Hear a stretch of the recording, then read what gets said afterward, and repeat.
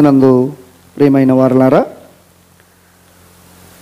మన ప్రభువును రక్షకుడునైన యేసుక్రీస్తు నామంలో మీ అందరికీ నా వందనాలు తెలియజేస్తూ ప్రేమపూర్వకంగా దేవుని మందిరానికి మిమ్మల్ని ఆహ్వానిస్తూ ఉన్నాను. గత వారం నేను ప్రస్తావించినట్లుగా క్రీస్తు పునరుత్థానానికి ముందటి 40 రోజులు క్రీస్తు ప్రభువు యొక్క శ్రమల కాలం. ఆ కాలంలో యేసుక్రీస్తు ప్రభువు యొక్క సిలువను గూర్చి, సిలువ శ్రమానుభవాలను గూర్చి, సిలువ శక్తిని గూర్చి, సిలువలో ఆ ప్రభువు మనకు ప్రసాదించినటువంటి రక్షణను గూర్చి మనం ధ్యానం చేస్తూ వచ్చాం. క్రీస్తు పునరుత్థానానికి తరువాతి 40 రోజులు యేసుక్రీస్తు ప్రభువు యొక్క పునరుత్థాన ప్రత్యక్షతల కాలం. ఇది మరి యాదృచ్ఛికంగా జరిగిందో లేక దేవుని ఇచ్చో మనకు తెలియదు, కానీ మోషే జీవితంలో కూడా వెంటనే ఈ 40 రోజుల అనుభవాలు ఉండడాన్ని మనము చూస్తూ ఉంటాం. సినాయిపై మొదట 40 దినాల పాటు ఆయన దేవునితో గడిపాడు. దేవునితో గడిపిన ఆ 40 దినాల ఆ ప్రస్థానంలో దేవుడు ఆయన దివ్యమైన దర్శనాన్ని మోషేకు ఇవ్వడమే కాకుండా తన దివ్యమైన మేధస్సులో నుండి తరతరాలు ఈ భూమి యొక్క ఉనికి నిలిచి ఉన్నంత వరకు కొట్టివేయలేనటువంటి అద్భుతమైన దైవ వాక్యాన్ని మోషేకు దేవుడు వరంగా అందించారు. మీ అందరికీ తెలుసు, ఆ ధర్మశాస్త్ర పలకలను ఆయన కిందికి తీసుకువచ్చేటువంటి సమయంలో ఇశ్రాయేలీల సమాజంలో గొప్ప అల్లరి చెలరేగడాన్ని ఆయన చూశాడు. ఇంకా లోతుగా ఏంటి అసలు విషయం అని ఆయన పరిశీలన చేస్తే ఆయన దృష్టికి వచ్చింది, వాళ్ళ అన్నగారు కూడా ప్రజల యొక్క ఒత్తిడికి తలొగ్గారని, ప్రజలందరూ కలిసి ఒక పోత పోసిన దూడ విగ్రహాన్ని చేసుకున్నారని, దాన్నే దైవంగా వారు పెట్టుకుని ఊరేగించుకుంటూ వారు యెహోవా దేవుని యొక్క నిబంధనను మరచి వారు విగ్రహారాధన చేస్తూ ఉన్నారని ఆయన దృష్టికి వచ్చినప్పుడు మోషే హృదయం ముక్కలైపోయింది. ముక్కలైన ఆయన హృదయంలో నుండి ఆగ్రహం బయటకు వచ్చింది. ఆ ఆగ్రహం యొక్క ప్రతిఫలం ఆయన తీసుకొని వస్తూ ఉన్న ధర్మశాస్త్ర పలకలు పగిలిపోయాయి. ఆ తర్వాత మళ్ళా దేవుడు ఆయన్ని పిలిచాడు.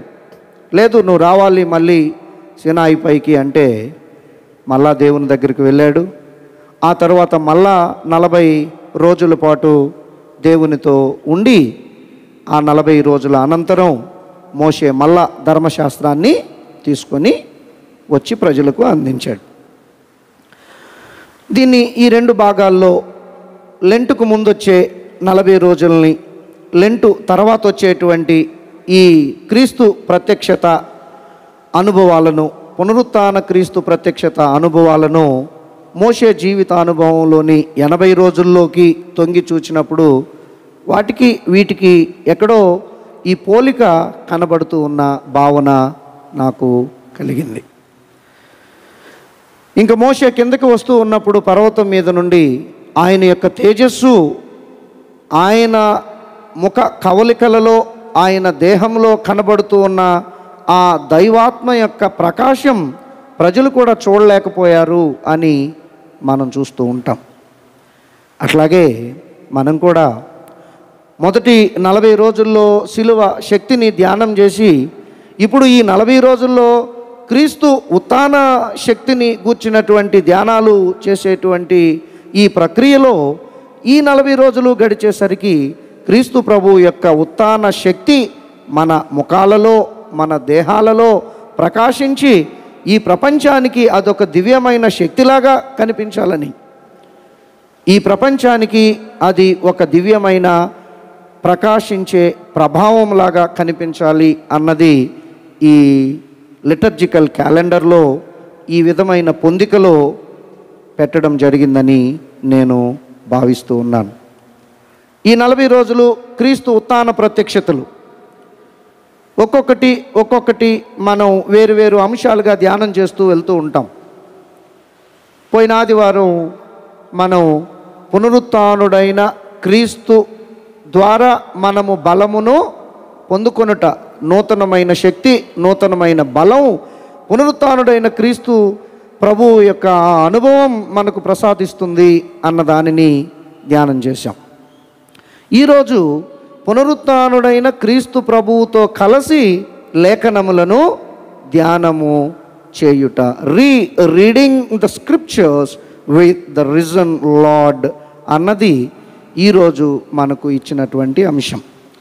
అలాగే వచ్చే వారం కూడా పునరుత్థానుడైన క్రీస్తు అన్న పదజాలంతో జోడించబడినటువంటి అంశాన్ని మనం ధ్యానం చేస్తాం. పునరుత్థానుడైన ప్రభువు ద్వారా ఆదేశింపబడుట అనే అంశం వచ్చే వారం మనం ధ్యానం చేస్తాం. ఇట్లా ఈ 40 రోజుల ప్రయాణంలో, అంటే క్రీస్తు ఆరోహణ దినము వరకు వచ్చేటువంటి ఆదివారాలలో యేసు పునరుత్థానాన్ని గూర్చిన ధ్యానాలు మనం చేయాలని పునరుత్థానంతో జోడించబడిన అంశాలు మనకు ఏర్పాటు చేయబడ్డాయి. సరే, పునరుత్థానుడైన క్రీస్తుతో కలిసి వాక్యం ధ్యానం చేయడం అంటే ఏంటి?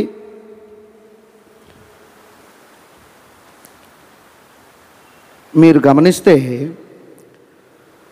పునరుత్థానుడైన క్రీస్తు ప్రత్యక్షత ఎవరెవరు పొందుకున్నారో వాళ్ళ జీవితాలలో ఎంత గొప్ప మార్పు కలిగిందో మనకు లేఖనాలు చాలా స్పష్టంగా వివరిస్తాయి. ముందుగా ఆయన మగ్దలేనే మరియకు కనిపించారు కదా. మార్కు సువార్త 16వ అధ్యాయం 9వ వచనాన్ని మనం చదువుదాం. మార్కు సువార్త 16వ అధ్యాయం 9వ వచనం. ఆదివారము తెల్లవారినప్పుడు యేసు లేచి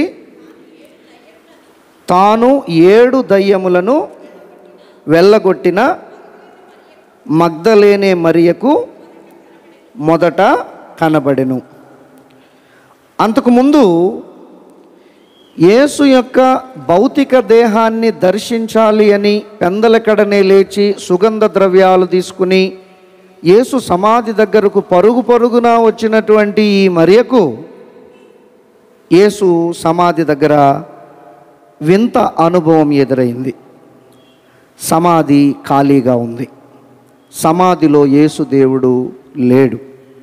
దాంతో ఆమె బాధకు, ఆవేదనకు అంతే లేదు. ఎవరు ఆమెకు కనిపించినా నా క్రీస్తు ప్రభువు యొక్క దేహం సమాధిలో లేదు, అయ్యా మీరేమైనా తీసుకెళ్ళారా, అయ్యా మీరేమైనా తీసుకెళ్ళారా, అయ్యా ఎవరైనా తీసుకువెళ్తుంటే మీరేమైనా గమనించారా అంటూ ఆదుర్దాగా, ఆవేదనతో వెతుకులాడుతూ ఉన్న ఆమెకు ఈ ఉత్థాన దర్శనం ఈ ఆవేదనను, ఆదుర్దాను, ఆందోళనను అంతటిని తీసివేసి గొప్ప ధైర్యాన్ని, గొప్ప ఆదరణను ఇక్కడ ఇవ్వడాన్ని మనం గమనిస్తూ ఉన్నాం. దీన్ని విక్టరీ ఓవర్ డిస్పైర్ అన్నారు. ఆమెకు యేసుక్రీస్తు ప్రభు యొక్క ఉత్థానం దొరికిన తర్వాత ఆమె అసలు ఏదో ఈ ప్రపంచాన్ని జయించినంతటి తృప్తి నాదం శిష్యుల దగ్గరకు వెళ్ళిన తర్వాత ఆమె చేసింది అన్నది ఈ లేఖనం మనకు తెలియజేస్తూ ఉన్నటువంటి విధానం. ఆ తర్వాత ఆమెకే కాదు, మిగిలిన స్త్రీలకు కూడా యేసుక్రీస్తు ప్రభువులు వారు కనిపించారు అని లేఖనం మనకు చెప్తోంది. 28వ అధ్యాయం 9-10 వచనాలు మనం చూస్తే, యేసు వారిని ఎదుర్కొని మీకు శుభమని చెప్పెను. వారు ఆయన యొద్దకు వచ్చి ఆయన పాదములు పట్టుకుని ఆయనకు మ్రొక్కగా, యేసు భయపడకుడి, మీరు వెళ్ళి నా సహోదరులు గలిలయకు వెళ్ళవలెనని వారక్కడ నన్ను చూతురని వారికి మీరు తెలుపుడి.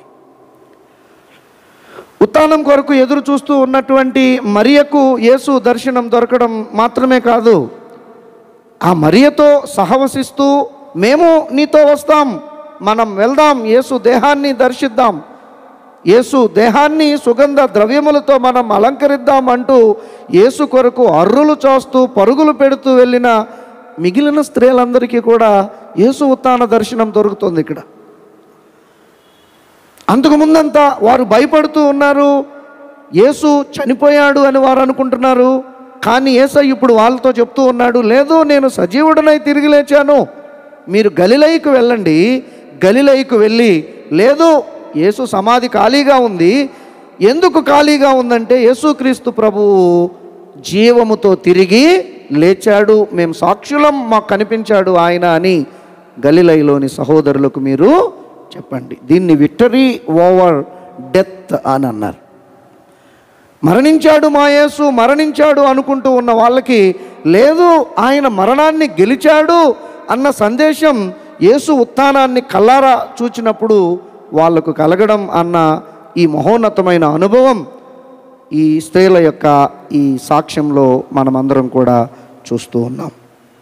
అలాగే మనం గమనిస్తే ఈరోజు లేఖన భాగం లూకాసు వార్తలో 13వ అధ్యాయం నుండి 24వ అధ్యాయం 13వ వచనం నుండి 32వ వచనం వరకు మనం గమనిస్తూ ఉంటే, ఇక్కడ ఎమ్మాయి మార్గంలో ఇద్దరు వ్యక్తులు ప్రయాణం చేస్తూ వెళ్తూ ఉన్నారు. ప్రయాణం చేస్తూ వెళ్తూ ఉన్నటువంటి ఇద్దరు వ్యక్తులకి ఏదో తెలియనటువంటి కన్ఫ్యూజన్ ఉన్నట్లు మనకు అర్థమవుతుంది. వాళ్ళ హృదయం అంతా ఏదో తెలియని ఒక ఆవేదనతో నిండిపోయింది. అరే, చేష్టలు ఉడిగిన వాళ్ళలాగా ఉండిపోయామేంట్రా, మనం ఏం చేయలేకపోయాం. మతాధికారులు యేసును పట్టుకుని సిలువ వేశారు, యేసుతో మనం నిలబడలేకపోయాం. దైవ లేఖనాలలో మోషే మిగిలిన అనేకులు మెస్సియాను గురించి ప్రవచించారు. అనేక మంది ఈయనే మెస్సయా అని నమ్మారు, మనం కూడా నమ్మాము. కానీ ఇట్లా అయిందేంట్రా? అరే, యేసుకు ఇలా జరిగి ఉండాల్సింది కాదు. నీతిమంతుడైన యేసుకు ఇలా అన్యాయం జరిగి ఉండాల్సింది కాదు అన్నటువంటి ఆ బాధ గుది బండలాగా వారి గుండెల్లో పెట్టుకొని వారు ఇంకేం చేస్తాంలేరా, అయిపోయింది కదా, ఇంకా వెళ్దాం మనం మన గ్రామానికి అన్నట్లుగా ఆ అలసటతో ఆ భారంతో అమ్మాయికి వెళ్తూ ఉంటే ఎంత చక్కగుందో అక్కడ భాష. యేసే వారి యొద్దకు వచ్చి అన్న మాట మనం చదువుతూ ఉన్నాం. ఉత్థానుడైన క్రీస్తు ప్రభువుల వారికి లోన ఉన్నటువంటి ఒక రకమైన అనురాగం ఇది. ఈ మాట కూడా నేను వాడొచ్చు అనుకుంటున్నాను, ఉబలాటం ఇది. నేను ఉత్థానుడనయ్యాను, నా బిడ్డలకు నా ఉత్థాన దర్శనాన్ని నేను చూపించుకోవాలి అన్నటువంటి ఉబలాటం. అందుకే యేసే స్వయంగా వారి యొద్దకు వచ్చి వారు మాట్లాడుకుంటూ ఉన్నటువంటి మాటల్లో ఆయన కూడా సంభాషణ కలిపి, ఏం నాయన, ఏం మాట్లాడుకుంటున్నారు మీరు? ఏంటాయా, నీకు తెలీదా? యేసుకు జరిగినటువంటి అన్యాయం నీకు తెలీదా? ఇంత జరుగుతూ ఉంటే నీ దృష్టికి రాలేదా? ఏం జరిగింది అన్యాయం? లేఖనాలు, ప్రవక్తల లేఖనాలు అన్నీ ఘోషించాయి మెస్సయా అని, ఆయన్నే మేము మెస్సయా అని నమ్మామయ్యా. కానీ మరి ఆయన సిలువకు అప్పగించబడ్డాడు, చనిపోయాడు ఆయన. కానీ కొంతమంది స్త్రీలు ఏమంటున్నారంటే, లేదు, ఉదయాన్నే ఆయన తిరిగి లేవడాన్ని మేము చూసాము, దేవదూతలు వచ్చి మాకు చెప్పారు అని ఇట్లా ఏదో చెప్తున్నారు. ఇవన్నీ మమ్మల్ని ఒకలాంటి గందరగోళంలోనికి నెట్టేసాయా, ఇవేవి నువ్వు వినలేదా? అలా కొనసాగుతుంది వాళ్ళ సంభాషణ. వెళ్ళారు. ఆ సంభాషణ చివరిలో పొద్దుగుంకుతోంది. ఉండు మాతో అన్నారు, ఆయన వాళ్ళతో ఉన్నాడు. భోంచేయి మాతో అన్నారు, ఆయన కూర్చొని రొట్టె తీసుకొని విరిచి వారి చేతికిచ్చాడు. అప్పటి వరకు మూయబడిన కన్నులు ఒక్కసారిగా తెరవబడి, అరే, ఆయన మనతో నడుస్తూ మనతో మాట్లాడుతూ ఉన్నప్పుడు మన గుండెలు మండుచుండలేదా? మనకి దొరికింది ఇప్పుడు ఉత్థాన దర్శనం. మరియ చెప్పింది అసత్యం కాదు, మిగిలిన స్త్రీలు చెప్పింది అసత్యం కాదు. గలిలయలోని మిగిలిన శిష్యులు చెప్పింది కూడా అసత్యం కాదు. ఇదిగో సత్యం మన కళ్ళ ముందు ప్రకాశిస్తోంది. సజీవుడైన ఈ పునరుత్థానుడైన యేసు తనే స్వయంగా మన ఎదురుగా వచ్చి తన దర్శనాన్ని అనుగ్రహిస్తూ ఉన్నాడు. ఆయన పునరుత్థాన దర్శనం ఇది. గుండెల్లో గుదిబండ దిగిపోయింది, భారం బరువు మొత్తం దిగిపోయింది. అందుకే దీన్ని విక్టరీ ఓవర్ కన్ఫ్యూజన్ అన్నారు. సంశయం పైన విజయం సాధించడం. ఆయన మెజియానా కాదా అన్న ప్రశ్న ఇంక వాళ్ళకి లేదు. ఆయన పునరుత్థానుడు అయ్యాడా లేదా అన్నటువంటి సంశయం వాళ్ళకి ఇంక లేదు. ఆయన దేవుడా కాదా అన్న సంశయం కూడా ఇంక వాళ్ళకి లేదు. ఆయన గెలిచాడా ఓడాడా అన్నటువంటి సంశయం కూడా వాళ్లకు లేదు. అప్పటి వరకు మూయబడిన నేత్రాలు ఆయన పునరుత్థాన దర్శనాన్ని చూడడంతోనే తెరవబడ్డాయి. తెరవబడి గుండెలు మండాయి, ఉజ్జీవం రగిలింది. ఆ రగిలిన ఉజ్జీవంతోనే ఆ ఇద్దరిలో ఒకడైన ఈ లోక సువార్త లాంటి ఉద్గ్రంథాన్ని రచించాడు.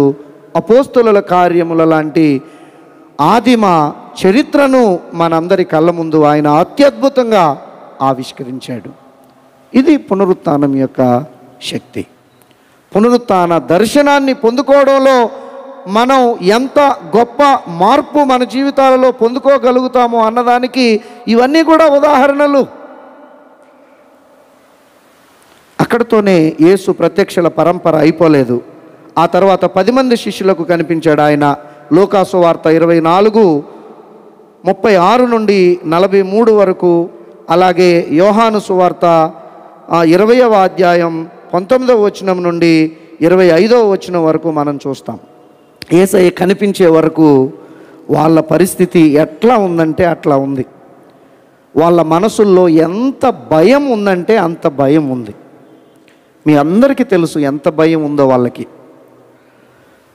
గెత్సెమనేలో ఆయన్ను పట్టుకోవడానికి వచ్చినప్పుడు కత్తి దూసి మల్కు అనేవాడి చెవిని తెగ నరకగలిగేటంత ధైర్యం పేతురు దగ్గర ఉంది.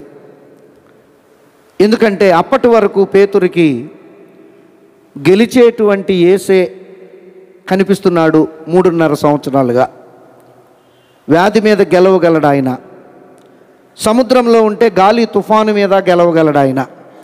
అపవిత్రాత్మ ఆయనకు ఎదురొస్తే అపవిత్రాత్మను గద్దించి గెలవగలడు ఆయన. ఒకవేళ సాతాను అరణ్యంలో శోధిస్తే సాతానును గెలవగలడు ఆయన. ఒకవేళ శాస్త్రులు పరిసయ్యులు లాంటి వాళ్ళు యేసు దగ్గరకు వచ్చి యేసును ఏమన్నా ప్రశ్నలు అడిగి చిక్కుల్లో పెట్టాలని చూస్తే వాళ్ళను కూడా ఆయన గెలవగలడు. అజేయుడు పేతురు దృష్టిలో యేసు అనే వారి గురువు. అజేయుడైన యేసునే అప్పటి వరకు ఆయన చూశాడు. అందుకని అప్పటికి ఇంకా ఆయనకు భయం లేదు. నా యేసును బంధిస్తారా అని కత్తి తీసి మల్కు చెవిని, టెంపుల్ పోలీస్ ఆయన మల్కు అనే ఆయన చెవిని తెగ నరికిన వాడు.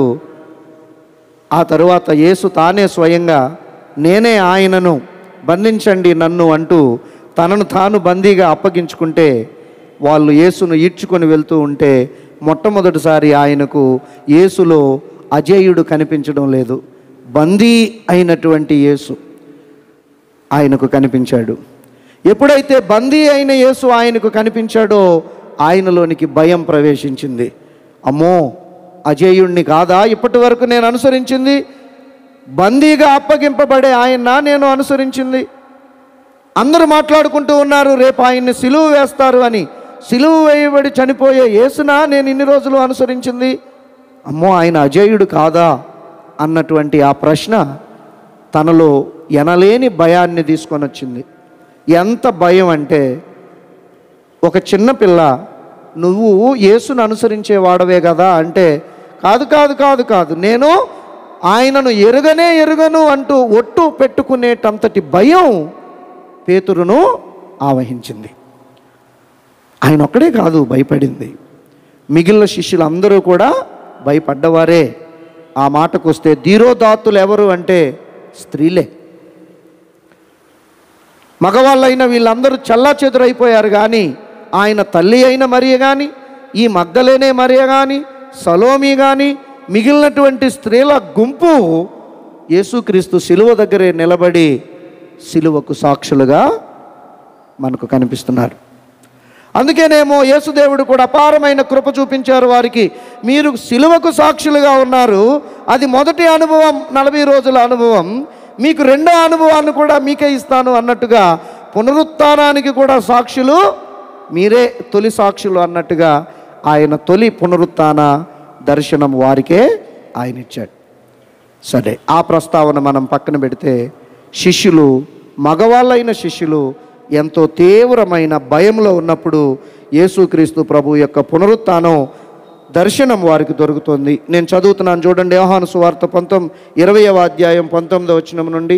ఆదివారం సాయంకాలమున శిష్యులు యూదులకు భయపడి తాము కూడి ఉన్న ఇంటి తలుపులు మూసుకొని ఉండగా యేసు వచ్చి మధ్యను నిలిచి, మీకు సమాధానము కలుగునుగాక అని వారితో చెప్పాను.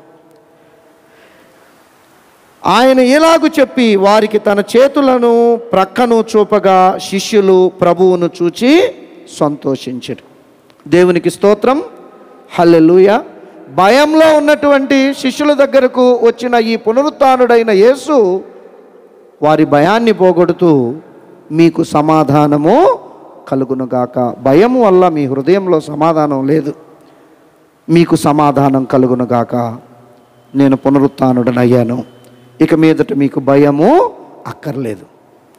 అందుకే మీరు గమనించండి, అంతగా భయపడినటువంటి పేతురు ఒకరోజు ఆయన దగ్గరకు సైనికులు వచ్చి, యేసుక్రీస్తును ప్రకటించావా, జాగ్రత్త, నీ ప్రాణం తీస్తాం అని అంటే, అయ్యయ్యో అట్ట మాట్లాడొద్దు మీరు, నేను మనుషుల మాట వినుట శ్రేష్టమా, దేవుని మాట వినుట శ్రేష్టమా? నేను కన్న వాటిని, విన్న వాటిని నేను ప్రకటించకుండా ఉండలేను. చెరసాల్లో వేస్తాం నిన్ను, ఏం పర్వాలేదు, కానీ నేను కన్న వాటిని, విన్న వాటిని ప్రకటించకుండా ఉండలేను. యేసు పునరుత్థాన దర్శనాన్ని చూడకముందు సౌలుగా ఉన్నటువంటి పౌలు చరిత్ర కూడా మనం గమనిస్తే, ఆయన క్రీస్తు విరోధిగా ఉన్నట్లు మనకు అర్థమవుతుంది. కానీ దమస్కులో పునరుత్థానుడైన క్రీస్తు స్వరం ఆయన విన్నాక, ఆయన దర్శనం ఆయన చూసిన తర్వాత, ఆయన కానీ ఆయన స్నేహితుడైనటువంటి శీల కానీ, ఆయనతో సంచరించిన మిగిలిన సేవకులు కానీ, ఏమయ్యా క్రీస్తును ప్రకటించారా, ప్రాణాలు తీస్తాం అని అంటుంటే, లేదయా మేము కన్న వాటిని, విన్న వాటిని ప్రకటించకుండా ఉండలేం. ఏం జరిగిందో చెప్పనా నీకు? నేనే క్రీస్తు విరోధినయా, నువ్వేం విరోధివి? నీకంటే ఎక్కువ విరోధిని నేను. స్తెఫనును చంపిన వాళ్ళల్లో నేను కూడా ఉన్నానయ్యా. ఏమనుకుంటున్నావు నా గురించి? ఏం తెలీదు, వీడు ఇట్లా యేసు యేసు అని తిరుగుతున్నాడు అనుకుంటున్నావా? నేను పరిసయ్యున్నయా, నీకంటే ఎక్కువగా ధర్మశాస్త్రం అనుసరించిన వాడిని.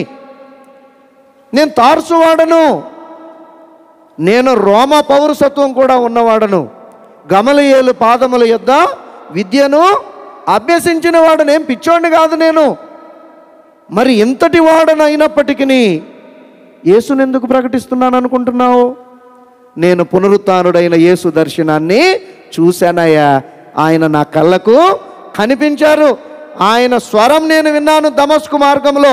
అక్కడితోనే నేను నా పాత జీవితాన్ని పక్కన పెట్టి నూతన జీవితాన్ని ఆరంభించాను. నేను కన్న వాటిని, విన్న వాటిని ప్రకటించకుండా ఉండలేను. ఇది నాకు పునరుత్థానం ఇచ్చిన శక్తి అని ఆయన అంటంటే, ఆయన్ను శీలను చూసి అప్పటి సమాజం అనుకుంటోంది, ఎవర్రా బాబు వీళ్ళు భూమిని తలక్రిందులు చేసేవాళ్ళుగా ఉన్నారే అని. పునరుత్థానానికి ముందు ఇంతగా భయపడుతూ ఉన్నటువంటి ఈ శిష్యగణం, ఎక్కడ కనుచూపు మేరలో కనిపించకుండా ఎటెటో తప్పిపోయినటువంటి ఈ శిష్యగణం పునరుత్థాన దర్శనాన్ని చూసిన తర్వాత పొందుకున్న శక్తి ఇది, పొందుకున్నటువంటి బలం ఇది. ఎందుకంటే యేసు వారిలోని భయాన్ని కొట్టివేశాడు ఆయన పునరుత్థాన దర్శనం ద్వారా. స్నేహితులారా, అక్కడే కాదు, అందుకే దీన్ని ఏమన్నారంటే విక్టరీ ఓవర్ ఫియర్ అని అన్నారు. సరే, ఆ 10 మంది కనిపించాక ఇంకో 11వ వాడు, మరి ఆయన ఎక్కడికి వెళ్తాడో ఏంటో, ఒక్కొక్కసారి వాళ్ళతో ఉండడు. తోమా గారు తోమా వాళ్ళతో లేకపోతే మళ్ళీ ఆయన వచ్చిన తర్వాత వీళ్ళు చెప్పారు, ఒరే యేసు ప్రభు వచ్చారు, యేసు ప్రభువుని మేమందరం చూసాము, ఆయన పునరుత్థానుడు అయ్యాడు అని వాళ్ళు చెప్పిన మాట సత్యమే, స్త్రీలు ఆయన్ని మేము చూసామంటే, లేదు లేదు ఆయన చేతి గాయాలలో నేను వేలు పెట్టి చూస్తేనే తప్ప నేను ఆయనను నమ్మను అని అన్నాడు. అనుమానం, ఆయనకు అనుమానం, యేసయ్య లేచాడా లేదా అనేటువంటి అనుమానం.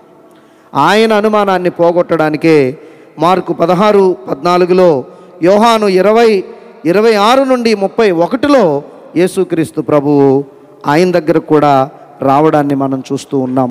11 మందితో, మిగిలిన 10 మందితో 11వ వాడుగా ఈయన ఉన్నప్పుడు యేసుక్రీస్తు ప్రభువు వారి మధ్యకు వచ్చారు. యేసుక్రీస్తు ప్రభువు వారి మధ్యకు వచ్చి తోమాతో యేసుక్రీస్తు ప్రభువు సంభాషణను ప్రారంభించి ఇదిగో ఇలా మాట్లాడుతూ ఉండడాన్ని మనం చూస్తున్నాం. 8 దినములైన తర్వాత, యోహాను సువార్త 20:26 చదువుతున్నాను నేను. ఆయన శిష్యులు మరలా లోపల ఉన్నప్పుడు తోమా వారితో కూడా ఉండెను. తలుపులు మూయబడి ఉండగా యేసు వచ్చి మధ్యను నిలిచి మీకు సమాధానము కలుగునుగాక అనెను. తరువాత తోమాను చూచి, నీ వ్రేలు ఇటు చాచి నా చేతులు చూడుము, నీ చెయ్యి చాచి నా ప్రక్కలో ఉంచి అవిశ్వాసివి కాక విశ్వాసివై యుండుమనెను. అందుకు తోమా ఆయనతో, నా ప్రభువా నా దేవా అనెను. అప్పుడు యేసు, నీవు నన్ను చూచి నమ్మితివి, చూడక నమ్మిన వారు ధన్యులని అతనితో చెప్పాను. దేవునికి స్తోత్రం. Hallelujah. Victory over the doubt. ఇక ఇప్పుడు ఆయనకి అనుమానం లేదు, ఏం అనుమానం లేకుండా, ఇక సంశయానికి తావు లేకుండా, ఎప్పుడైతే యేసు పునరుత్థానం ఆయన కనిపిస్తుందో, ఆ పునరుత్థాన యేసు స్వరం ఆయన వింటూ ఉన్నాడో, వెంటనే ఆయనలో ఈ విశ్వాసపు ఒప్పుకోలు వచ్చేస్తోంది. నా దేవా నా ప్రభువా, నా దేవా నా ప్రభువా. గుండెలు పగిలిపోయి దిక్కులు పిక్కటిల్లేలాగా అరుస్తూ ఉన్న ఆయన శబ్దం ఇది, ఆయన విశ్వాసపు అంగీకారం ఇది. దేవుడు ఆయన్ని కొద్దిగా ఓదార్చి వారించి మళ్ళా నిలబెట్టి, అయ్యా నీవైతే చూచి ఇప్పుడు నమ్ముతున్నావు, కానీ రాబోయే భావి తరాలలో ఆల్ సైన్స్ చర్చిలో ఒక 400 మంది 500 మంది ఒక 600 700 మంది కూర్చుంటారు. వాళ్ళందరికీ నీకు కనిపించినట్టుగా ఇదిగో నా చెయ్యి, ఇదిగో నా చెయ్యి, ఇదిగో నా ప్రక్కలో బల్లెం అంటూ నేను భౌతికంగా వెళ్ళి చూయించును. ఎందుకంటే నేను పునరుత్థానుడు అయిన తర్వాత 40 రోజులకి నేను ఆరోహణుడు అవుతాను. తండ్రి కుడిపార్శ్వం నుండి ఏ స్థానాన్ని విడిచి వచ్చానో ఆ స్థానానికి నేను వెళ్తాను. అక్కడి నుండి నేను పరిపాలన చేస్తూ ఉంటాను. కనుక నా గాయాలు మళ్ళా నేను వాళ్ళకేమీ చూపించను. అయినా కూడా వాళ్ళు నన్ను నమ్ముతారు.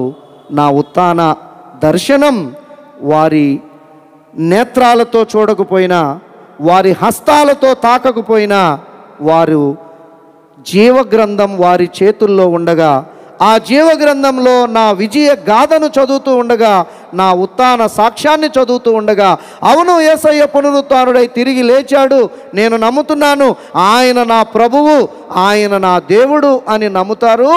చూడక నమ్మబోయేటువంటి వారు, తోమా నీకన్నా ధన్యులయ్యా అని ఆయన్ని వారిస్తూ బలపరుస్తూ చెప్తూ ఉండడాన్ని మనం చూస్తూ ఉన్నాం. స్నేహితులారా, ఇట్లా మనం చూస్తూ పోతే ఇంకా ఎన్నో మారులు దేవుడు ఆయన దర్శనాన్ని ఇచ్చాడు. ఆ తర్వాత చేపలు పట్టుకోవడానికి వెళ్ళిపోతే ఆయనతో పాటు ఇంకొక 6 మేము కూడా వస్తామన్నా అనుకుంటూ పేతురుతో వెళ్ళారు. అందరూ చేపలు పడుతున్నారు. రాత్రంతా చేపలు పట్టారు, ఒక్క చేప కూడా వాళ్ళు పట్టలేకపోయారు. మనందరికీ తెలుసు అసలు వాళ్ళకి సొంత వృత్తే చేపలు పట్టడం అని. పేతురుకు కానీ, అంద్రేయుకు కానీ, యోహానుకు కానీ, యాకోబుకు కానీ వాళ్ళది ఈ వృత్తే అని వాళ్ళను సేవ కొరకు ప్రభువు పిలిచిన సందర్భంలోనే మనకు తెలుసు. వాళ్ళు వలలు విడిచిపెట్టి వచ్చారు. They were experts in fishing. కానీ రాత్రంతా కష్టపడిన ఒక్క చేప కూడా పట్టలేకపోయారు. సముద్రం మీద ఆడగలడు ఆయన, సముద్రం మీద ఆట ఆడుకోగలడు పేతురు. అది కూడా ఇక్కడే చూస్తున్నాం మనం. వస్త్రాలు సరిగా లేవని యేసు అని ఆయన గుర్తించి ఏం చేశాడు? పట్టలేకపోయారు. ఫెయిల్ అవుతూనే ఉన్నారు, రాత్రంతా ఫెయిల్ అవుతూనే ఉన్నారు. కానీ పునరుత్థానుడైన యేసు వారి యొద్దకు వచ్చి ఆయన ఉత్థాన దర్శనాన్ని వారికి చూపించాక, యేసు అని వారు గుర్తించాక, ఏం పేతురు ఓడిపోతున్నావా? రాత్రంతా ఓడిపోతూనే ఉన్నావా? ఏమయ్యా మీరు రాత్రంతా ఓడిపోతూనే ఉన్నారా? రండి, మీ వలను ఆదరిని వేయండి. వల వేశారు. వల పిగిలిపోతుందేమో అని వాళ్ళు భయపడేటంత సంఖ్యలో 150 పెద్ద చేపలు ఆ వలలో పడ్డాయి. ఆ వల వాళ్ళు అందరూ కలిసి బయటకు లాగగలిగారు. లేదంటే అది వల బయటకు లాగలేనంత సంపద వాళ్ళకు వలలో పడింది. ఆ సంపదే వారి విజయం. ప్రభువు వారితో చెప్తున్నాడు, నాయనా నేను లేకపోతే మీరు గెలవలేరు. నేను ఎప్పుడూ మీతో ఉంటాను, సదాకాలము నేను మీతో ఉంటాను. అయితే మిమ్మల్ని ఇంక చేపలు నేను పట్టనివ్వను. నేను మిమ్మల్ని మనుషులను పట్టే జాలరులుగా చేయడానికే కదా మొదటి రోజు పిలిచాను. రండి. ఇది కాదు పేతురు మీ వృత్తి, నశించిపోయే ఆత్మలను ఈ విశ్వానికంతటికీ వెళ్ళి రక్షించాలని కదా నిన్ను నేను పిలిచాను. రండి అంటూ వచ్చే ఆదివారం పునరుత్థానుడైన క్రీస్తు ఆదేశించబోతూ ఉన్నాడు. స్నేహితులారా, దీన్ని విక్టరీ ఓవర్ ఫెయిల్యూర్ అని మనం అర్థం చేసుకుంటాం. ఆ తర్వాత మళ్ళా ఈ 11 మందికి ఒలీవల కొండ దగ్గర ప్రభువు కనిపించడం, అపోస్తల కార్యాల 1వ అధ్యాయంలో చూస్తారు మీరు. 500 మంది సహోదరులకు ఆయన కనిపిస్తూ ఉండడం, ఆయన ఆరోహణుడు అవ్వడం ఈ ముందు దినాలలో మనము ధ్యానం చేస్తాం. ఏంటి ఇదంతా మనకు చెప్తూ ఉన్నదంటే, ఆ రోజు ఈరోజు ఈ భూమి నిలిచి ఉన్నంత వరకు, ప్రభువు 2వ రాకడ వరకు ఈ పునరుత్థానుడైన క్రీస్తు సజీవుడిగా ఉన్నటువంటి దేవుడు. ఈ పునరుత్థానుడైన క్రీస్తు సంచరిస్తూ ఉన్నటువంటి దేవుడు. ఈ పునరుత్థానుడైన క్రీస్తు ఈ విశ్వంలో ఎక్కడైనా కూడా ఉండగలిగినటువంటి దేవుడు. ఈరోజు ఆల్ సెయింట్స్ చర్చ్ లిటర్జికల్ క్యాలెండర్ని గౌరవిస్తూ, నాయనా నీ ఉత్థానం తర్వాత 40 రోజుల్ని మేము పునరుత్థానుడైన క్రీస్తు ప్రత్యక్షతల కాలంగా మేము జరిగించుకుంటూ ఉన్నాము. పునరుత్థానుడు అయిన ప్రభువా, నీవు మగ్దలేనే మరియకిచ్చావే ఉత్థాన శక్తి, నాకు ఇవ్వండి. పునరుత్థానుడు అయిన ప్రభువా, మిగిలిన స్త్రీలకు ఇచ్చారే పునరుత్థాన శక్తి, నాకు ఇవ్వండి. పునరుత్థానుడు అయిన క్రీస్తు ప్రభువా, తోమాకు పోగొట్టావే అనుమానం, సంశయం, నాకు కూడా పోగొట్టండి. శిష్యులకు పోగొట్టావే భయం, ఆ భయం నాలో నుండి కూడా పోగొట్టండి. వాళ్ళందరికీ ఇచ్చావే గొప్ప శక్తి, గొప్ప బలం, భూమిని తలక్రిందులు చేసేటువంటి బలం. పునరుత్థానుడు అయిన ప్రభువా, ఆ బలాన్ని, ఆ శక్తిని నాకు ఇవ్వండి. అంతేకాదు నాయన, అన్నింటికి మించి ఈరోజు మేము ప్రత్యేకంగా మీకు విన్నవించుకునేది ఏంటంటే నాయన, 66 పుస్తకాల ఈ గ్రంథం 1500 సంవత్సరాల కాల నిడివిలో 40 మంది కంటే ఎక్కువ మంది రచయితల ద్వారా వ్రాయబడి ఈరోజు నా చేతుల్లో ఉంది. వాళ్ళందరూ ఒక్కొక్క కాలంలో ఉన్నవాళ్ళు. ఆ కాలమాన పరిస్థితులు వేరు, ఆ భాషా విధానాలు వేరు, అక్కడి సందర్భాలు వేరు, రాసిన రచయితల యొక్క ఆలోచన ధోరణులు వేరు, రచనా విధానము వేరు. ఇన్ని రకాలు కలగలిసినటువంటి ఈ ఉద్గ్రంథం నా చేతుల్లో ఉంది. ఉన్నదేమో నిధి ఖచ్చితంగా నాకు తెలుసు, కానీ ప్రతీదీ తాళము వేయబడే ఉంటుంది. నా మేధస్సుతో నేను చదివితే నాకేది అర్థం కాదు, నా గుండెకు హత్తుకోదు. మరి నిధి దగ్గరే ఉండి ఆ నిధిని నేను ఏమాత్రం కూడా లోపలికి వెళ్ళి అర్థం చేసుకోలేని నిధిగా ఉంటే నాకేంటి నాయన ప్రయోజనం? అందుకే ఈరోజు నేను నిన్ను ప్రత్యేకంగా అర్థిస్తున్నా. ఈ గ్రామస్తులు ఈ వాక్యం గురించే కదా మాట్లాడుకుంటున్నారు. మాట్లాడుకుంటున్నప్పుడు నీవే స్వయంగా వెళ్ళావు కదా వాళ్ళ దగ్గరికి. వాళ్ళు మాట్లాడుకుంటూ ఉన్న వాక్యం నీవే మరలా వారికి వివరించే వరకు వాళ్ళకి అర్థం కాలేదు కదా నాయన. అందుకనే మేము అడుగుతున్నాం, నీవే మాకు ఈ 66 గ్రంథాలను మేము చదివే ప్రతిసారి పునరుత్థానుడు అయిన ప్రభువుగా మాతోనే ఉండి ఈ శిష్యులతో ఉన్నట్లుగా ఈ వాక్యాన్ని మాకు అర్థమయ్యేట్లు చేయండి. ఈ వాక్యం ద్వారా మా గుండెలను కూడా మీరు మండించండి అని మనం అర్థించడానికి ఈ అంశాన్ని మనకిచ్చారు నాయన. ఇదే కాదు, ప్రత్యేకంగా ఇంకొకటి మేము అడుగుతూ ఉన్నాం. అపోస్తుల కార్యాల్లో కూడా ఇలాగే జరిగిందయ్యా. ఈరోజు మేము రెండవ పాఠంగా చదువుకున్నాం. చదువుతానే ఉన్నాడు. ఆ రాణిగారి దగ్గర ఉన్నటువంటి ఆ నపుంసకుడు రథం మీద వెళ్ళేటప్పుడు కూడా చదువుతున్నాడు. ఎంత ఆశో ఆయనకి దేవుని గ్రంథం అంటే, ఎంత ఆసక్తో దేవుని వాక్యం అంటే, రథంలో వెళ్తూ కూడా చదువుతూ ఉన్నాడు. ఆయన పండుగకు వచ్చాడు, వచ్చి వెళ్తూ రథంలో దేవుని గ్రంథం చదువుతున్నాడు. చదవడం ఇష్టం, చదువుతున్నాడు, కానీ అర్థం కావట్లేదు. దేవుని సహాయం లేకుండా ఈ ఉద్గ్రంథం ఆయనకైనా ఎట్లా అర్థమవుతుంది? శ్రమా సేవకుడు యెషయా ఎప్పుడో క్రీస్తు పూర్వం 8వ శతాబ్దంలో రాసిందాన్ని చదువుతున్నాడు ఆయన. అప్పటి కాలమాన పరిస్థితులు వేరు. ఎవరి గురించి రాశాడో, ఏం రాశాడో, అసలు అది ఏంటో ఏం అర్థం కావట్లా, చదువుతున్నాడు అంతే. కానీ దేవుని ఆత్మ ఫిలిప్పును ఆవాహం చేసుకుంది. ఓయ్ ఫిలిప్పు, సమరయలో నువ్వు పరిచర్య చేస్తున్నావు, అందరూ మారు మనసు పొందుతున్నారు, అందరూ బాప్తిస్మం పొందుతున్నారు, పరిచర్య అద్భుతంగా జరుగుతుంది సమరయలో. నిన్ను డిస్టర్బ్ చేయడం నాకు ఇష్టం లేదు, కానీ అయినా కూడా నేను నీకు ఇంకొక బాధ్యత అప్పగిస్తున్నాను. ఇక్కడ బాగా పరిచర్య జరుగుతుంది కదా అని ఇక్కడే ఉండిపోతావేమో, ఇంకొక ఆత్మ నీ కొరకు ఎదురు చూస్తూ ఉంది. నీవు పరిగెత్తుకుని వెళ్ళి అరణ్య మార్గంలో, అంటే ఫలాలు లేని చోట, రథం మీద ప్రయాణం చేస్తూ ఉన్న వ్యక్తి దగ్గరకు వెళ్ళంటే, లేదు ఇక్కడ ఫ్రూట్ఫుల్గా ఉంది నా మినిస్ట్రీ అని ఆయన అనుకోలే. ఆ రథం దగ్గరకు పరిగెత్తుకుంటూ వెళ్ళాడు, అందుకోగలిగాడు ఆయన్ని. రథం ఎక్కించుకున్నాడు ఆ యూనక్. అప్పుడు అడుగుతున్నాడు ఆయన, అయ్యా నేను చదువుతున్నాను కానీ నాకు ఏం అర్థం కావట్లేదు నాయన, నీకేమన్నా తెలిస్తే చెప్పు.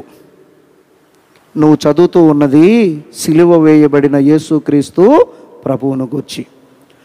ఈ వాక్యం రాయబడింది నీ రక్షణ కొరకే రాయబడింది. ఆయన నలగగొట్టబడ్డాడు, ఆయన వ్యాధిని అనుభవించాడు, ఆయన వ్యసనాక్రాంతుడుగా, ఆయన మన పాపముల కొరకు, ఆయన మన దోషముల కొరకు సిలువ మ్రాను మీద తన ప్రాణాన్ని పెట్టాడు. వదకు తేబడిన గొర్రెపిల్ల బొచ్చు కత్తిరించు వాని ఎదుట ఎట్లా నిలబడుతుందో నా యేసయ్య అలాగూ సిలువ మ్రాను మీద నిలబడి తన ప్రాణాన్ని పెట్టాడు. తాను చిందించినటువంటి ఆ రక్తంలోనే మనకు స్వస్థత వస్తుందని యెషయా ప్రవక్త ఎప్పుడో మన కొరకు రచించి పెట్టాడయ్యా. నీ రక్షణ కొరకే నాయన ఈ మాటలు ఇక్కడ ఉన్నాయి అంటే, అప్పుడు ఆయన కళ్ళు తెరుచుకున్నాయి. తెరుచుకున్న తర్వాత రథం దిగాడు. అయ్యా నీకేం అభ్యంతరం లేకపోతే ఒక మాట చెప్తాను, నా రక్షణను నేను ఆలస్యం చేసుకోవాలనుకోవట్లేదు, నాకు ఇప్పుడే మీరు బాప్తిస్మము ఇవ్వండి. ఫిలిప్పు కూడా వెంటనే ఆయనకు బాప్తిస్మము ఇచ్చాడు. ఈరోజు మనం ప్రభువును అర్థించాలి. నాయన ఈ యూనక్కి ఎట్లా అర్థం కావడం లేదో, ఈ గ్రామస్తులకు ఎట్లా అర్థం కాలేదో, ఈ వాక్యం మాకు కూడా అర్థం కాదు. మా నేత్రాలతో మా మేధస్సుతో మేము చదివితే, నాయన మీరే మాకు అర్థమయ్యేట్లుగా వివరించండి. పునరుత్థానుడైన క్రీస్తు ప్రభువా, వాక్యాన్ని వివరించే లక్షణం ఉంది కదా నీకు. ఇది మేము చదివిన ప్రతిసారి మా హృదయాన్ని తాకాలి, మా గుండెలు మండాలి, మా రక్షణ మాకు జ్ఞాపకం రావాలి, మా పాపాలను మేము కడుగుకోవాలి అనేది మాకు ఒక హెచ్చరికగా ఉండాలి. నాయనా సహాయం చేయండి అని అడగడం ఉత్థానుడైన క్రీస్తు ప్రభువుతో కలిసి లేఖనములను చదవడం అంటే. ఇక ఇది అయిపోయిన తర్వాత అదొక్కటే కాదు నాయన, ఇంకోటి మేము మిమ్మల్ని అడగాలనుకుంటున్నాం. మేమంతా క్రైస్తవులమే, 3 తరాలుగా 4 తరాలుగా మేమందరం నీతో నిబంధన చేసుకున్న వాళ్ళమే, నూతన నిబంధన. కానీ ఎక్కడో మా ఈ క్రైస్తవ ప్రయాణంలో మేము కొంత సీరియస్నెస్ తగ్గిపోయింది. ఆ సెన్సిటివిటీ అనేది మేము మిస్ అయిపోతున్నాం. ఆ ప్రొఫెషనలిజం అనేది మా యొక్క ఈ ఆధ్యాత్మిక అనుసరణలో ఎక్కడో మేము కొంచెం పట్టుదప్పాం దీన్ని చేయడంలో. మేము కూడా మిగిలిన వాళ్ళలాగా నామమాత్రంగా మారిపోయాం. నిజానికి చర్చికి వస్తున్నాము, వెళ్తున్నాం. మా మతాన్ని క్రైస్తవ మతం అని రిజిస్టర్ చేసుకున్నాం కాగితంలో కూడా. ఇంతవరకే ఏదో తేడా కనపడుతుంది. కానీ ఇక మా పక్క అపార్ట్మెంట్లో ఉన్న యేసు తెలియని ఇంకో కుటుంబానికి, యేసు తెలిసిన నా కుటుంబానికి పెద్దగా తేడా అయితే ఏమీ కనిపించట్లేదు జీవన విధానంలో. ఎక్కడో మేము పట్టు తప్పాము నాయన. మరి ఇప్పుడు ఈరోజు సిఎస్ఐ ఆల్మానక్కు చదివించిన మొదటి లేఖన భాగం దినవృత్తాంతాల గ్రంథంలో కూడా పట్టు తప్పిన ప్రజల సాక్ష్యం మా కొరకు మీరు పెట్టారు కదా, ఆ పట్టు తప్పిన ప్రజల సాక్ష్యంలాగా మా సాక్ష్యం కూడా మేము ఉండాలనుకుంటున్నాం, నాయనా సహాయం చేయండి అని అర్థించడం ఈరోజు మన కర్తవ్యం. 2వ దినవృత్తాంతముల గ్రంథం 34వ అధ్యాయం 29వ వచనం నుండి మనం చదివిన మొదటి లేఖన భాగంలోని చరిత్ర ఏంటంటే, ఇశ్రాయేలు ప్రజలు కూడా మీలాగా నాలాగా మనందరికంటే కొంచెం ఎక్కువగా దేవుని నిబంధనలో ఉన్నవాళ్ళే. వాళ్ళు దేవాలయానికి క్రమం తప్పకుండానే వెళ్తున్నారు, విశ్రాంతి దినాన్ని ఆచరిస్తున్నారు, పండుగలన్నీ కూడా వారు జరిగిస్తున్నారు, బలులన్నీ కూడా వారు జరిగిస్తూ ఉన్నారు, అన్నీ జరుగుతూనే ఉన్నాయి. కానీ ఎక్కడ వాళ్ళు కొంత పట్టు తప్పారు దేవునిలో. ఆ పట్టు తప్పడం కొద్ది రోజుల్లోనే ఏమైపోయిందంటే నిదానంగా వేరే దేవతల విగ్రహాలు, వేరే దేవుళ్ళ యొక్క విగ్రహాలు కూడా రాజ్యంలోకి వచ్చేసాయి. ఆ పట్టు తప్పడం ఎంత తప్పారంటే అసలు దేవుని గ్రంథమే ఎక్కడో వాళ్ళు పోగొట్టుకున్నారు, కనిపించకుండా అయిపోయింది, మర్చిపోయారు, అసలు దేవుని గ్రంథం సంగతే మర్చిపోయారు. ఇంతలో ఈ రాజుగారు యోషియా రాజుగారిని దేవుడు తీసుకొని వచ్చాడు. ఈ రాజుగారు రాగానే ఏం చేయాలో కొంతకాలం అర్థం కాలేదు, ఇదంతా ఎట్ట సరిచేయాలని ఆలోచించాడు. ఆలోచించి ఇదిగో ఇప్పుడు ఒక నిర్ణయం తీసుకున్నాడు, దేవాలయం మొత్తాన్ని శుభ్రం చేద్దాం, అసలు ఏంటి ఇలా అయిపోయింది మన రాజ్యం అని దేవాలయాన్ని అంతా శుభ్రం చేయించాడు ఆయన. దేవాలయం మొత్తం శుభ్రం చేయించేటప్పుడు ఆయనకు ధర్మశాస్త్రపు చుట్ట దొరికింది, దేవుని వాక్యం దొరికింది. ఆ వాక్యాన్ని తీసుకొని వచ్చి శాస్త్రులు, అయ్యా వాక్యం దొరికిందయ్యా అని అన్నారు. ఆయన ఊపిరి లేచి వచ్చింది, వాక్యం దొరికిందా, అరే ఆ వాక్యాన్ని మనం పోగొట్టుకున్నాం. ఆ వాక్యం కోసం 40 రోజులు, తర్వాత 40 రోజులు, 80 రోజులు మన పితరుడైనటువంటి మోషే ప్రభు పాదాల దగ్గర ఉపవాస దీక్ష చేసి సంపాదించిన ఆ వాక్యాన్ని మనం పోగొట్టుకున్నాం అని పశ్చాత్తాపపడ్డాడు. పిలిపించండి ప్రజలందరినీ అన్నాడు. యాజకుల్ని పిలిచారు, శాస్త్రులను పిలిచారు, ప్రజలందరినీ పిలిచారు. అసలు అందరూ వచ్చేశారు అని రాశారు బైబిల్లో. అయితే ఇక రాజ్యంలో ఎవరూ రాకోకుండా లేరు అన్నట్లుగా ప్రజలందరూ వచ్చేస్తే ఆ ప్రజలందరి దగ్గర శాస్త్రి ఈ వాక్యాన్ని చదివి వారికి వినిపిస్తే ఆ వాక్యాన్ని వింటూ ఉన్న వారి గుండెలు బద్దలైపోయాయి. దేవుని వైపు వారు తిరిగారు. వాళ్ళందరూ కలిసి దేవునితో మరలా నిబంధన వారు చేసుకున్నారు.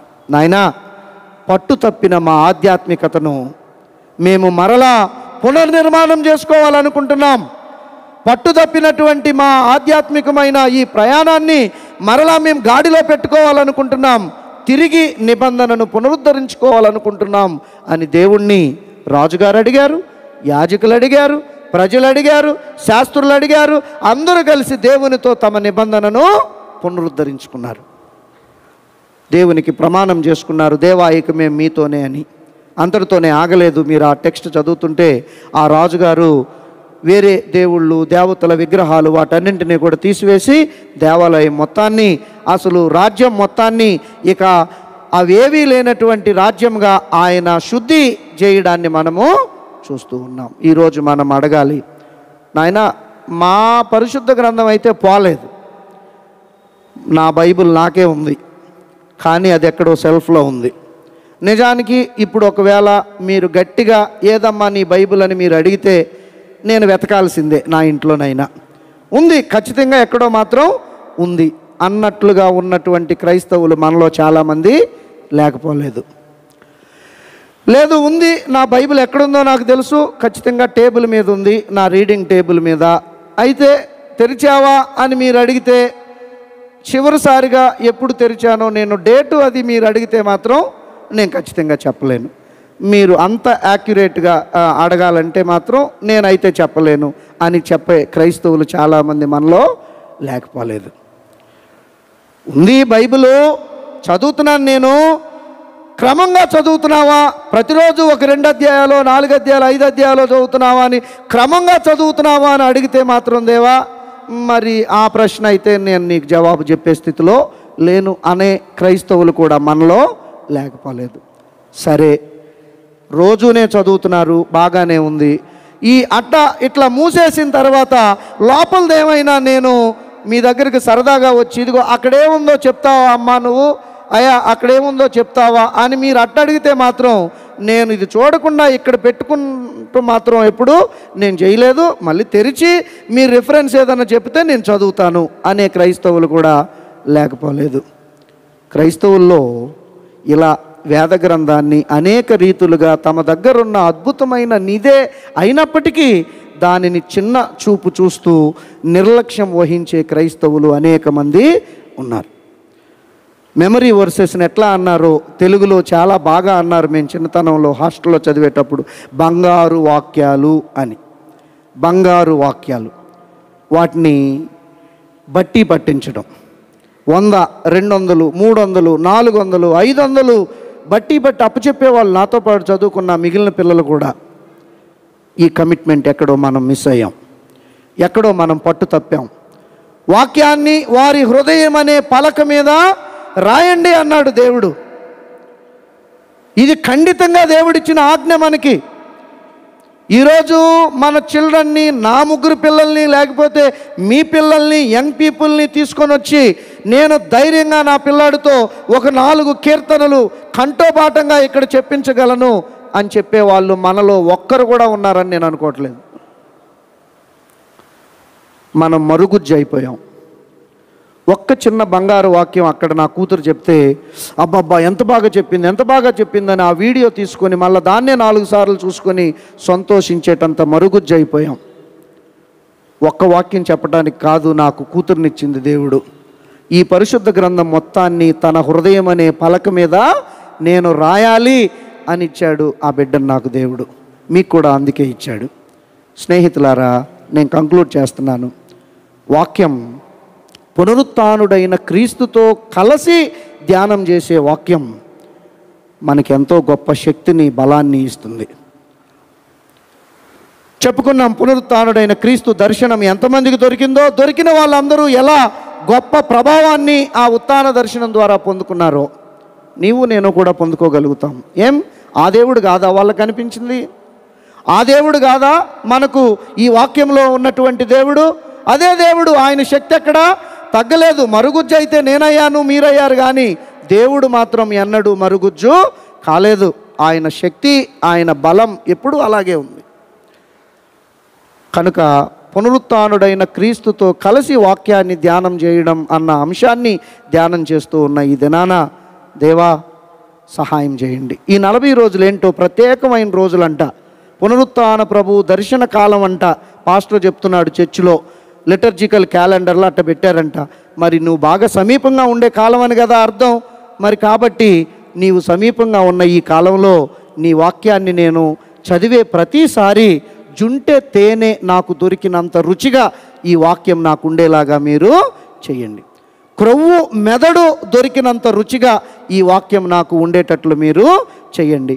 నేను చదివే ప్రతి అక్షరం ఒక మంత్రంలాగా, నా జీవితాన్ని సమూలంగా మార్చే ఒక మంత్రంలాగా ఉండేలాగా, ప్రతి అక్షరాన్ని ఒక బలమైన ఆయుధంలాగా నాలోనికి మీరు చేర్చండి అంటూ దేవుణ్ణి అర్థిస్తూ, యోషియా రాజు కాలంలో ఆ సమూహం వాళ్ళను వాళ్ళు శుద్ధి చేసుకున్నట్లుగా, నపుంసకుడు నీళ్ళలో మునిగి ఇక పాపం లేనివాడుగా తనను తాను శుద్ధి చేసుకున్నట్లుగా ఎమ్మాయి గ్రామస్తులు గుండెలు మండించుకుని ఉజ్జీవింపబడి ప్రభువుతో ఆ తరువాతి వారి జీవితాన్ని కడవరకు కొనసాగించినట్లుగా మనం కూడా కొనసాగించుదుముగాక.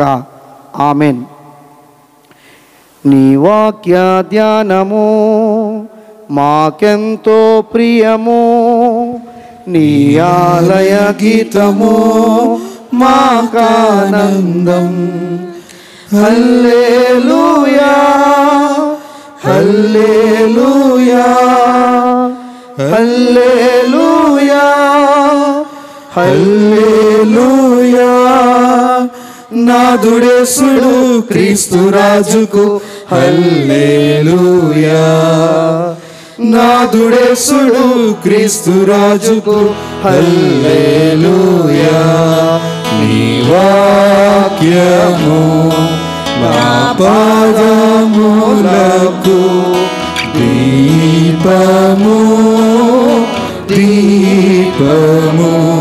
మాత్రోకు వెలుగు వెలుగై ఉన్నట్టి ఆది